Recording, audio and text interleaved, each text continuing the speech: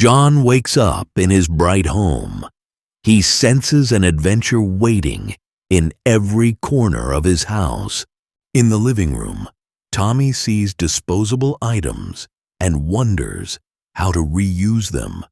Tommy sees trash as treasure, asking, "Why throw away when I can reuse and create?" Tommy turns a plastic bottle into a bird feeder and hangs it by the window to see new friends visit. Next, Tommy cleans out old jars and repurposes them as storage for his art supplies and tiny trinkets.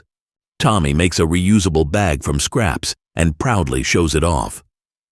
Tommy invites friends for a creative afternoon, turning discarded items into art and crafts. Tommy turns plastic bottles into planters, fills them with soil and seeds, and his garden springs to life.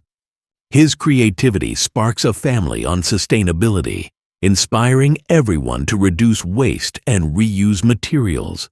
He promises to always find ways to reuse and recycle.